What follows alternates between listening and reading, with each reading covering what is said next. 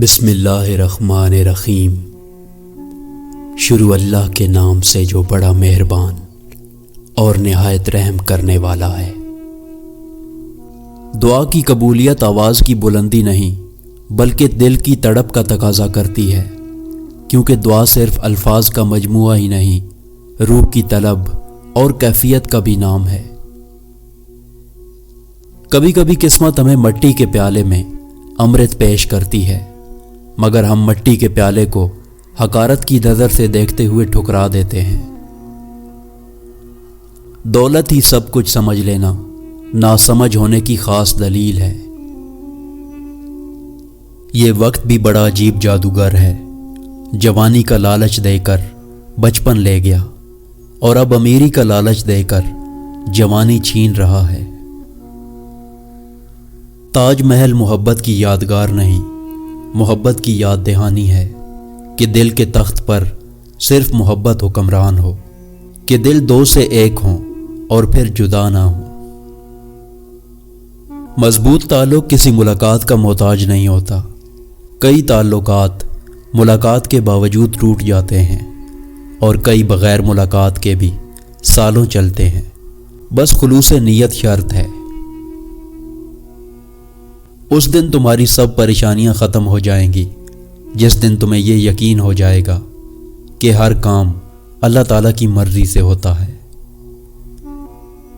امید کبھی نہ چھوڑنا، کل کا دن آج سے بہتر ہوگا۔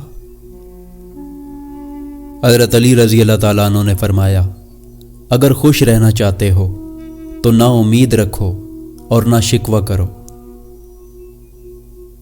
سوئس بینکوں سے بھی زیادہ محفوظ تمہاری وہ دولت ہے جو تم نیک کاموں میں خرچ کر کے آخرت کے لیے بھیج دو۔ تم اس دنیا میں اکیلے نہیں، وہ رب تمہارے ساتھ ہے جس کے ہاتھ میں سب کچھ ہے۔ اگر پھر بھی کوئی تمہیں دنیا میں بلا وجہ نقصان پہنچا جاتا ہے تو تمہارے ان دشمنوں کی قیامت کے دن تو شکست پکی ہے۔ تم اپنے آپ کو دنیا کے سامنے ظاہر تب کرو جب اندر سے اتنے مضبوط بن چکے ہو کہ تمہیں توڑنے کے لیے 1000 آدمیوں کی ضرورت پڑے۔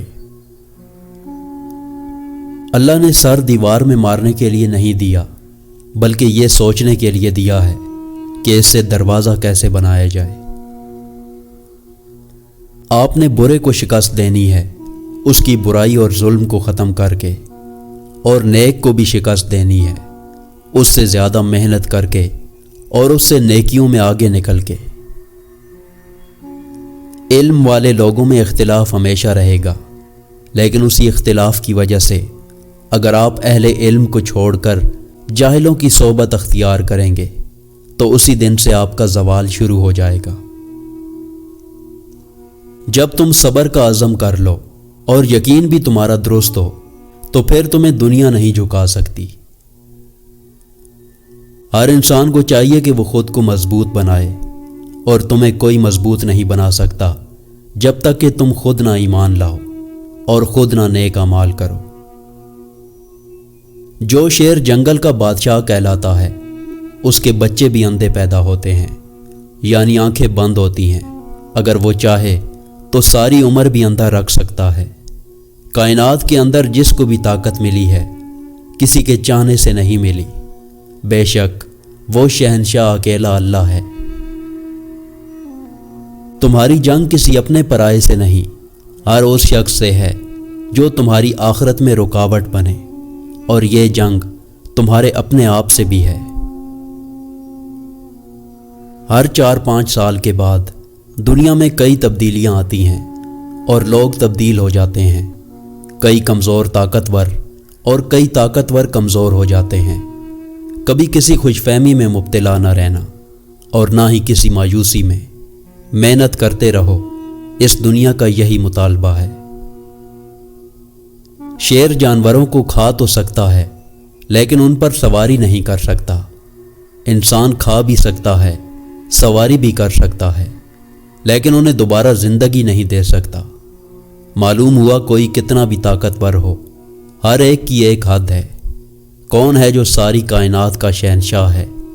بے شک وہ اکیلا اللہ ہے۔ آگے بڑھنا اچھی بات ہے، لیکن انسان کو آگے بڑھنے کے لیے سازش کی نہیں بلکہ کاوش کی ضرورت ہوتی ہے۔ مطلب نہ ہو تو لوگ عزت کرنا بھی بھول جاتے ہیں۔ رنگین خواب دیکھنے سے کہیں بہتر ہے کہ انسان زندگی کی بلیک اینڈ وائٹ حقیقتوں کا سامنا کر لے۔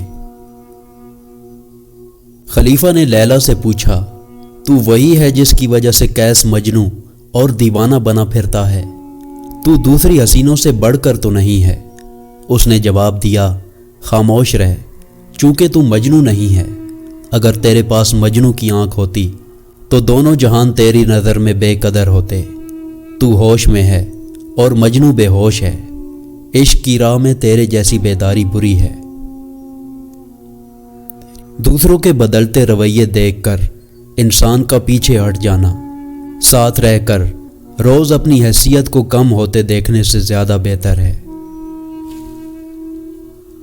جس نے ٹھہرنا ہو وہ ایک ہی آواز پہ ٹھہر جاتا ہے، اور جس نے جانا ہو 1000 آوازوں کے بعد بھی چلا جاتا ہے۔ ہر شخص زندگی میں کچھ نیا بتانے یا کچھ نیا سکھانے آتا ہے۔